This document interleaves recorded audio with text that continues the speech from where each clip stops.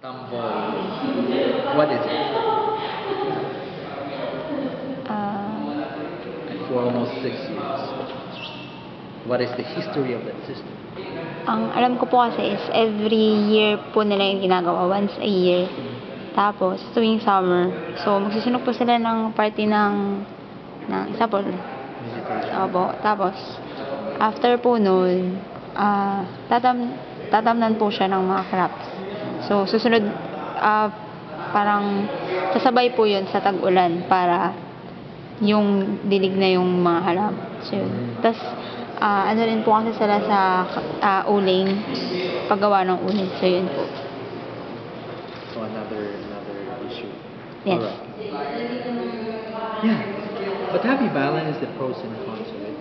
Have you asked them why they do that?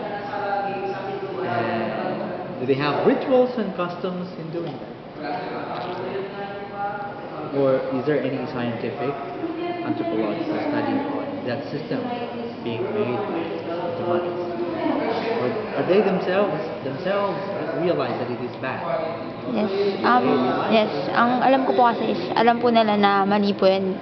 Pero dahil wala po silang other means of living, so yun po yung choice nila para sa ikabubuhay po nila. Have you asked them if it has been part of their culture? I don't know, sir. There's a need to revisit. There's a need to revisit. Yes, Because sir. sometimes the Dumagas will tell themselves, oh, we're wrong because somebody told them that it's wrong. And they need to discover more deeply why is it that they have been doing such. Yeah. But anyway, it's a good mission. It's a good mission. However, in the mission, remember with the Spaniards, they were successful because they learned how to speak the language of the Indians, of the Katipudas, and they were able to influence them. They knew their culture. And